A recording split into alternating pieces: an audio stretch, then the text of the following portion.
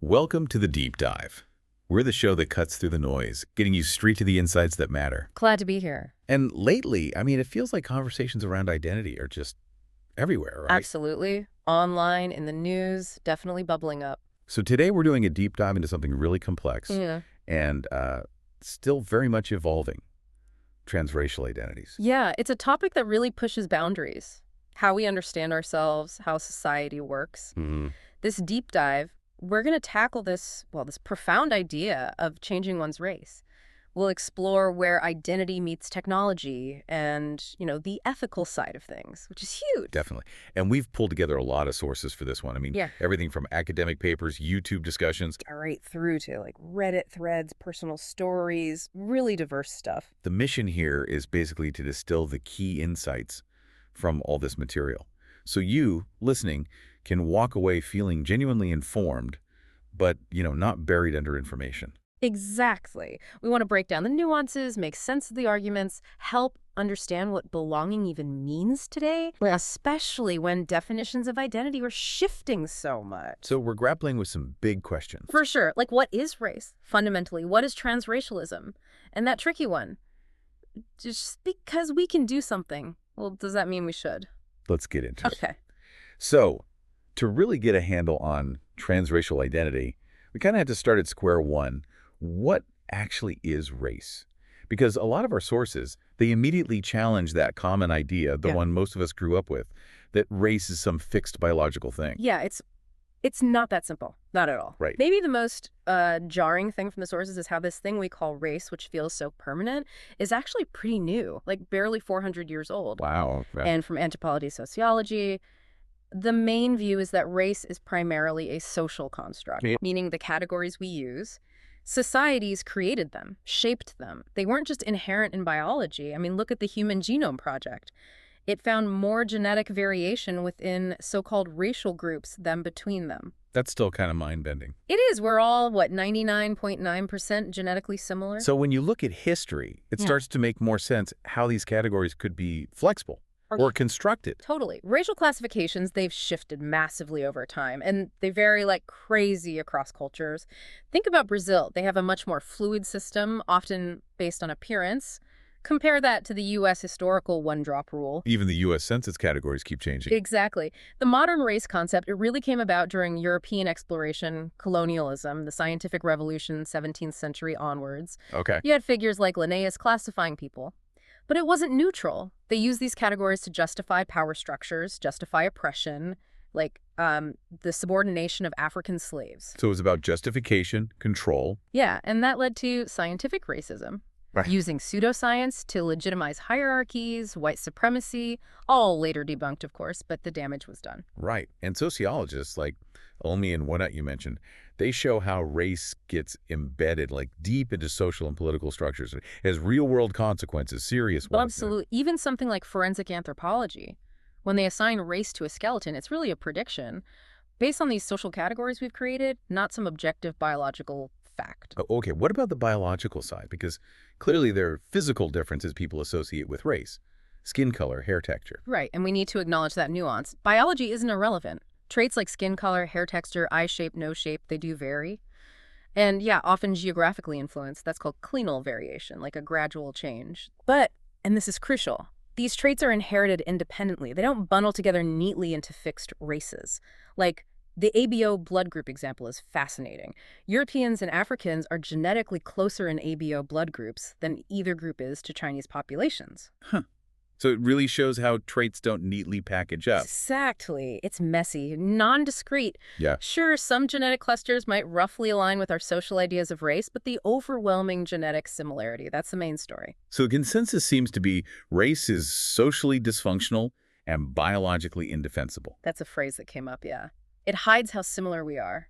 Human variation is more like a complex mosaic, not neat boxes. Okay, so given that race is this complex constructed thing, what happens when someone's internal sense of self doesn't match the race they were assigned at birth? Well, that's where we start talking about transracialism. Right. The definition being basically individuals identify as a race different from the one they were assigned. And they often want to align their external appearance with that internal sense of racial identity. And the reasons behind this They seem really varied and complex from our sources. Incredibly so. We saw like a Reddit user who felt this deep connection to Japanese culture from childhood, found belonging through aesthetics. Interesting. For others, it might be about escaping stereotypes or even trauma linked to their assigned race.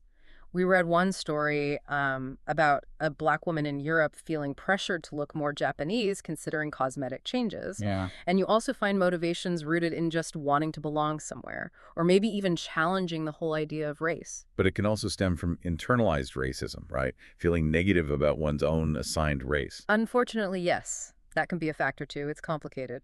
And when people do claim these identities publicly, the reaction is often intense, controversial. Oh, absolutely. You mentioned Rachel Dolezal. Shocking. Mm. Their case has sparked huge backlash. It shows how deeply society often views race as fixed, unchangeable. Which immediately brings up that comparison. Right. Gender identity. If society is increasingly accepting that gender identity and internal sense of self might not match assigned sex. Then why not race? That's the argument you hear. Yeah, the if gender then race argument.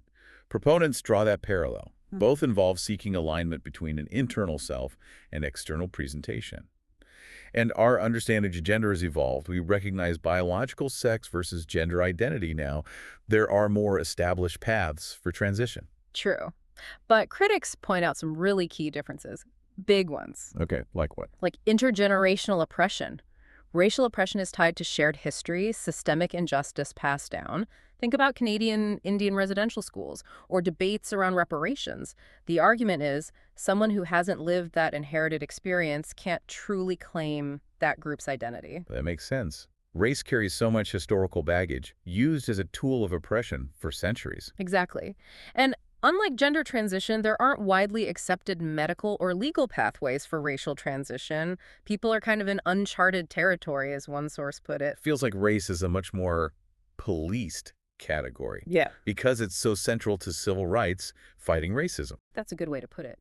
Some argue allowing fluidity could undermine collective action against racism. They call it a false equivalence, saying race isn't just personal preference, it's about collective experience, struggle, something an outsider can't fully grasp just by identifying with it. But we should also acknowledge racial dysphoria, that feeling of distress when assigned race and internal identity don't align. Definitely. That experience seems very real for some individuals. Okay, so let's move into the ethics. This feels like a real minefield. It is. And one of the biggest concerns that pops up again and again is cultural appropriation. What you mean? Basically adopting parts of another culture without understanding or respecting their original meaning, their significance, the history, the struggle.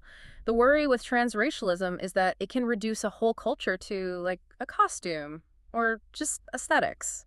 Cherry-picking the nice bits without acknowledging the hardship or the context. You see examples like Ollie London wanting to look Korean or Martina Biggs' extreme modifications to appear Black.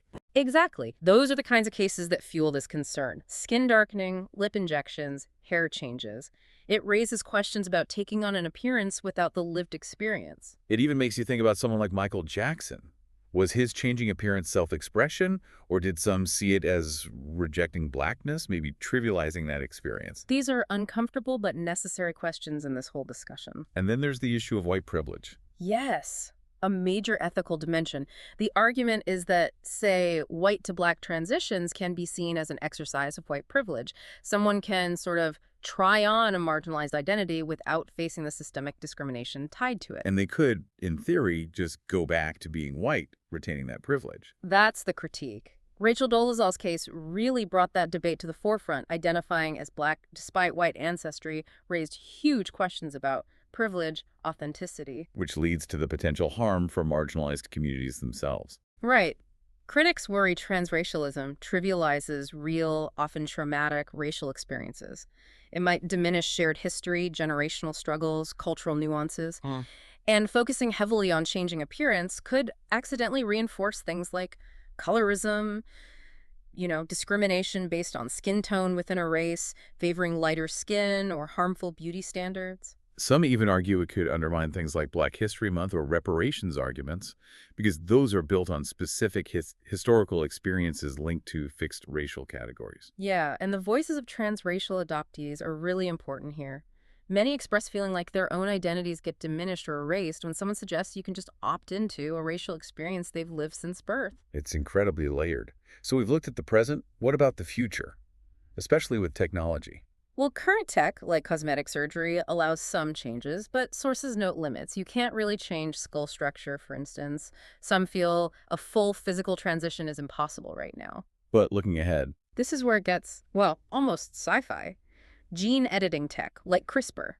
Theoretically, in the future, it could allow precise DNA changes affecting traits linked to race, skin tone, hair texture, eye color, maybe even facial structure. whoa. Some sources even mention ideas like total morphological freedom using hypothetical nanobots for complete body reshaping. Okay, that definitely sounds like science fiction. And it is, for now. For racial change, this is speculative. These techs are mainly for medical research today. But the ethical questions, if it ever did become possible, they're It's massive. huge. Like, would only the rich get access? Creating new inequalities, maybe designer babies. Would it lead to cultural homogenization? If race becomes totally fluid, do we lose the richness of diverse cultures? That's a real fear. And how would it change our definition of race, identity, what it means to be human? Would it blur biology and social constructs even more? It's mind-boggling. And even without gene editing, digital spaces are already changing things. For sure. Online communities, subreddits, discords, they exist around transracial identity. Virtual avatars let people represent themselves differently, race included. The line between physical and virtual identity is blurring. And AI. Who knows how that will change things further? Exactly. It's a space to watch. So, pulling this all together, it's a lot. What are the key takeaways for you listening? Well, first, obviously, transracialism is deeply complex, multifaceted. It challenges basic assumptions about race, identity, belonging. There are no easy answers here. Second, approach it with empathy, an open mind. Recognize the diverse experiences, but also the potential for real harm appropriation, fetishization, reinforcing bad beauty standards. Third, always keep the historical and social context of race in mind. Its real-world impact, the systems of inequality, that doesn't just vanish even if we question the categories. And finally, get ready to grapple with these huge ethical questions from new tech like gene editing. They could totally transform how we see race and identity. This conversation, it's really just starting. Yeah. And maybe a final thought to leave you with. Imagine that future where gene editing does let people physically change traits to match a chosen racial identity. Would that make transracial identification more legitimate? Or would it just blur the lines even more between biology, identity, social constructs, creating even more complex ethical knots for us all to untangle? Something to ponder. Definitely. Keep exploring, keep asking the tough questions, keep engaging with this conversation. Thanks for joining us for this deep dive.